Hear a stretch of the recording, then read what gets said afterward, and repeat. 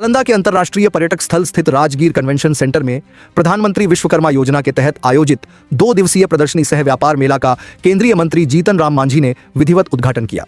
यह कार्यक्रम MSME विकास कार्यालय पटना द्वारा आयोजित किया गया है।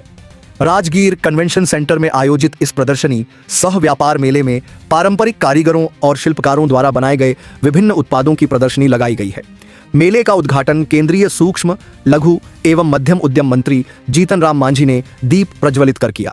इस मौके पर उन्होंने कहा कि प्रधानमंत्री विश्वकर्मा योजना का उद्देश्य पारंपरिक कारीगरों और हुनरमंद लोगों को आर्थिक रूप से सशक्त बनाना है, ताकि वे अपने कौशल के बल पर स्वरोजगार को बढ़ावा दे सकें।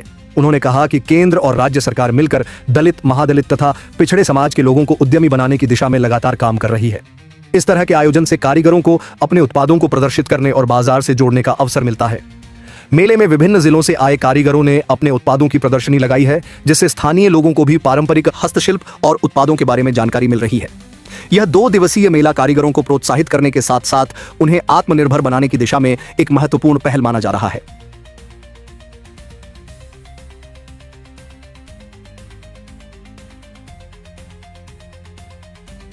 वैसे लोग जो विकास के धारा से पीछे हैं, छूटे हुए हैं, जैसे लोहार हैं, चर्मकार हैं, धोबी हैं, मालाकार हैं, बढ़ाई हैं, ये सब लोग हैं जिनके बारे में कोई योजना नहीं है। इसीलिए PM विश्वकर्मा योजना को उन्होंने 17 सितंबर जो विश्वकर्मा दिवस माना जाता है 2023 को उन्होंने 5 साल के लिए चालू किया है वो योजना।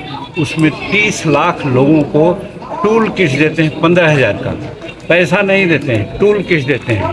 और वो टूल किट्स का प्रयोग करके आगे बढ़ना चाहते हैं तो तुरंत ही उनको 1 लाख रुपया का हम लोग देते हैं, बिना गारंटी के, कर्ज नहीं बल्कि कहिए कि मुफ्त में देते हैं। और फिर उससे आगे बढ़ते हैं तो 2 लाख रुपया का देते हैं 4% पर कर्ज और बिना गारंटी के, ताकि ये समाज के लोग आगे बढ़ जाए। तो ये बहुत बड़ी योजना है।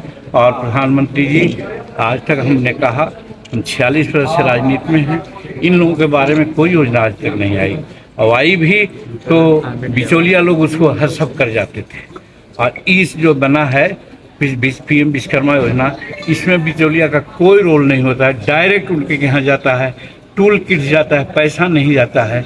और फिर बैंक को कहा गया है कि बिना गारंटी के आप लोन दीजिए, और जो बैंक ऐसा नहीं करेंगे तो फाइनेंस मिनिस्टर का आदेश है कि बैंक को उनके घर पर जाकर के फाइनेंस करना है, और हमारे इंटरप्रेन्योर्स बैंक में नहीं जाएंगे। तो ये बहुत बड़ी योजना है जिससे गरीब को बहुत फायदा होगा।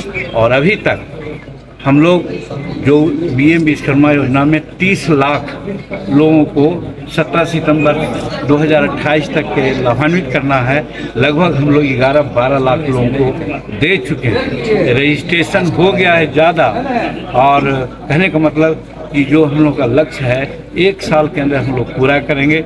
और जिस प्रकार से सफल हो रही है योजना, प्रधानमंत्री से हम और कहेंगे कि 5 साल और आगे बढ़ाइए, टारगेट 30 लाख नहीं 1 करोड़ का टारगेट दिए। समूचे भारत में PM विश्वकर्मा योजना के अंतर्गत 1 करोड़ लोगों को लाभान्वित